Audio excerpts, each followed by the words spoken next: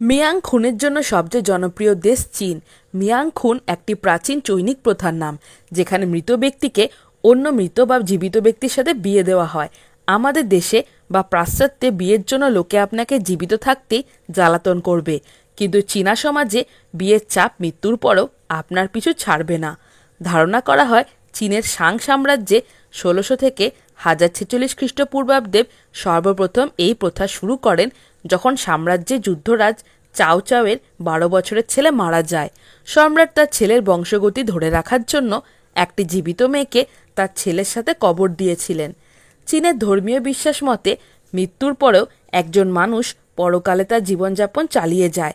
যেমন চীনের প্রথম সম্রাট ইয়াংঝাইয়ের মৃত্যুর পর তার সাথে কবরে টেরাকোটা আর্মিদের পাঠানো হয়েছিল, যাতে তিনি পরকালেও যুদ্ধ জয় করতে পারেন।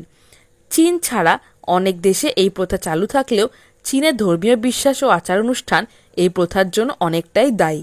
চৈনিক বিশ্বাস মতে একজন মৃতেরও জীবিতদের মতো চাহিদা আছে। তারাও ভালো খেতে চায়, তারাও পরকালে একা থাকে, সঙ্গীহীনতায় ভোগে। যারা জীবিত অবস্থায় বিবাহিত ছিলেন তাদের সঙ্গীরা তাকে পরকালেও সঙ্গ দেয়। কিন্তু তাদের কি হবে যারা বিয়ে না করে মৃত্যুবরণ করেছে? প্রত্যেক দেশের মতো চীনের বিয়ে নিয়ে একটা সামাজিক চাপ থাকে। বিয়ের উপযুক্ত ছেলে মেয়ে অবিবাহিত থাকলে তার বাবা মাকে সমাজে ছোট করা হয়। অন্যদিকে চীনা সমাজে বড় ভাই বোনেদের আগে ছোট ভাই বোনেদের বিয়ে দেওয়াটাও খুব অপমানজনক বলে ধরে নেওয়া হয়। আপনি চীনের গ্রামাঞ্চলে বড় হয়ে থাকলে আপনাকে এই ঝামেলা পোয়াতেই হবে। যেহেতু চীনারা ধরে নেন মৃত্যুর পরেও তাদের স্বজনদের চাহিদা আছে, তারা এটাও বিশ্বাস করে যে পরকালে পর্যাপ্ত সুখী না হলে মৃতের আত্মা তাদের তাড়া করে বেড়াবে। ধারণা করা হয় পরকালে একাকী সে আত্মা তার মায়ের স্বপ্নে এসে তার জন্য বিয়ের ব্যবস্থা করতে অনুরোধ করে। যতই কাছের মানুষ হোক, মৃতের আত্মাকে কেউ তাদের ঘরে রাখতে চান না। এই জন্য মৃতের আত্মাকে খুশি করার জন্য তাকে একজন সঙ্গী দেওয়া হয়।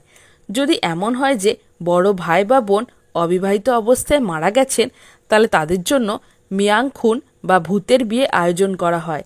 চীনে সাধারণত বর কনে দুজনেই মৃত থাকে, তবে আফ্রিকা নুয়ার ও আতুত নামক জনগোষ্ঠীতে বেশিরভাগ ক্ষেত্রে জীবিত মেয়ের সাথে মৃত ছেলের বিয়ে দেওয়া হয়। এরপর আজীবন সে মেয়ে তার স্বামীর বাড়িতে বিধবা বেশে বসবাস করে। সেসব অঞ্চলে ভূত বিয়ে করানোর মূল উদ্দেশ্য যত না ধর্মীয়, তার চেয়ে বেশি বৈষয়িক। আফ্রিকা যদি ধনী কোনো অবিবাহিত যুবক মারা যান, তাহলে মৃত্যুর পর তার বিষয় সম্পত্তির উত্তরাধিকারী কেউ থাকে না। এজন্য ছেলের পরিবারে জীবিত মেয়ের পরিবারকে পর্যাপ্ত যৌতুক দেয়, যাতে মেয়েটি তাদের মৃত ছেলেকে বিয়ে করে। অতঃপর একটি ছেলে সন্তান দত্তক নিয়ে সেই ছেলেকে ওই মৃত ব্যক্তির সন্তান বানানো হয়। এইভাবে বংশের ধারা ও সম্পত্তির মালিকানা ঠিক রাখা হয়। কিন্তু চীনা সমাজে ব্যাপারটি শুধু সম্পত্তি কেন্দ্রিক না। তাদের হাজার বছরের ধর্মীয় বিশ্বাস ও আচার আনুষ্ঠানিকতা তাদের এই প্রথা থেকে বের হতে দেয় না। ইয়াং অওয়াং নামের চায়না সাংসি হাসপাতালের একজন কর্মকর্তা এক সাক্ষাৎকারে বলেছিলেন, যখনই হাসপাতালে বিবাহ উপযুক্ত কোনো মেয়ে মারা যান, তৎক্ষণাৎ ভূতের বিয়ের জন্য তার দেহ নিলামে উঠে যায়। মৃত ছেলেদের পরিবারগুলো নিলাম যুদ্ধে লেগে পড়ে। বেশিরভাগ সময় জীবিত আছে কিন্তু কিছুক্ষণের মধ্যে মারা যাবে এমন মেয়েদের শরীর বিক্রি করা হয় ভূতের বিয়ের জন্য। অনেকে আবার এই মৃত মেয়েদের সন্ধান দেওয়ার জন্য ঘটকালিও করে থাকেন। এমনই একজন অভিজ্ঞ ভূত বিয়ের ঘটক জানান, যেখানে ১৯৯০ সালে একটি মৃতদেহের দাম ছিল $১,০৩৫ করে, সেখানে ২০১৬-তে সে দাম পৌঁছেছে প্রায় $৩২,০০০।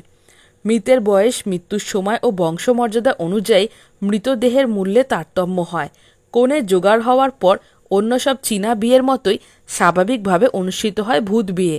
পার্থক্য শুধু এই যে বর কনে দুজন মৃত থাকে আর তাদের আত্মীয়রা একই সাথে সুখী আবার দুঃখী থাকেন। মৃতের শ্রাদ্ধ এবং বিয়ে একই দিনে অনুষ্ঠিত হয়। বর কনে উপস্থিত থাকেন। কাগজ ও বাঁশ দিয়ে বর কনের পুতুল তৈরি করা হয়। সেই সাথে আসবাবপত্র, খাবার ইত্যাদি যা যা তাদের পরকালে কাজে লাগবে তা তৈরি করা হয়। অনুষ্ঠান শেষে কাগজের পুতুল সহ সব কিছু পুড়িয়ে ফেলা হয়, এই বিশ্বাসে যে সেগুলো মৃতের কাছে পৌঁছাবে। একই কবরে বর কনের মৃতদেহ রাখা হয়। কি হবে যদি ভূত বিয়ে না হয়? এতক্ষণে নিশ্চয়ই আপনারা ভুরু কুঁচকেছেন অনেকবার।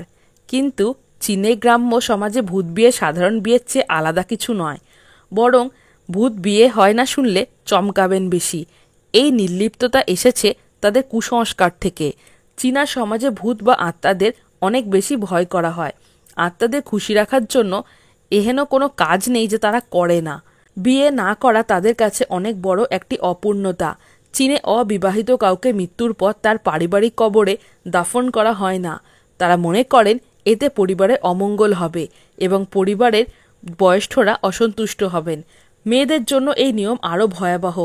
অবিবাহিত ছেলেকে অন্যত্র কবর দেওয়া হলেও অবিবাহিত মেয়েদেরকে ভূত বিয়ে না হওয়া পর্যন্ত কবর দেওয়াই হয় না, কারণ মেয়েরা তার বাবার পরিবারের অংশ নয়। যদি বিয়ে না দেওয়া হয় তাহলে তারা কোনো পরিবারের অংশ হবে না। তবে চীনে মেয়েদের চেয়ে ছেলেদের ভূত বিয়ে বেশি হয়। 3000 বছর পুরনো এই প্রথা হলেও এই 2024-এও চীনের কিছু পশ্চাৎপদ গ্রামে এখনও দেখা মিলবে ভূত বিয়ের। কিন্তু এই প্রথার সামাজিক কিছু অন্ধকার দিক আছে। 1979 সালে শুরু হওয়া চীনের এক সন্তান নীতি এবং কন্যা শিশুর ভ্রূণ হত্যার কারণে সেদেশে মেয়েদের সংখ্যা অস্বাভাবিকভাবে কমে যায়। চীনে এখন মেয়েদের চেয়ে ছেলেদের সংখ্যা 33.5 মিলিয়ন বেশি। এর মধ্যে বিস্ফোরা হয়ে আছে ভূত বিয়ের প্রথা। চীনে গ্রামাঞ্চলে কয়লা খনি শ্রমিক হিসেবে কাজ করে হাজার হাজার তরুণ।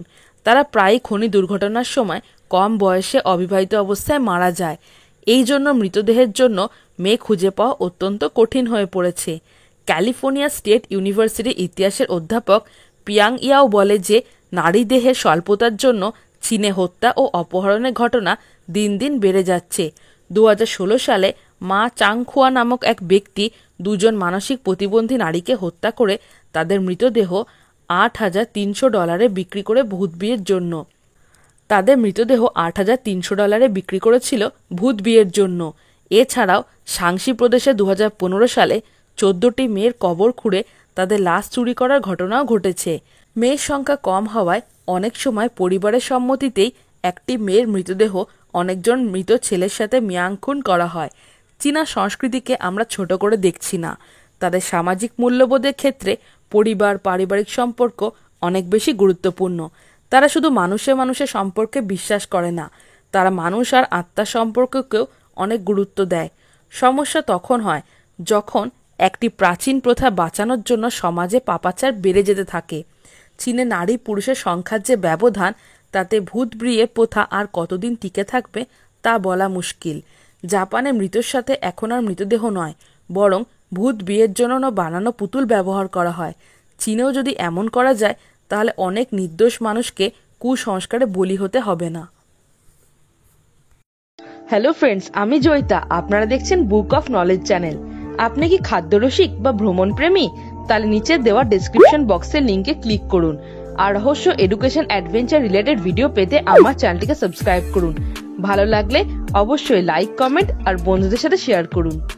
তো বন্ধুরা, আজকে আমার টপিক ভালো লেগে থাকলে চ্যানেলটিকে like, comment, share and subscribe করতে ভুলো না।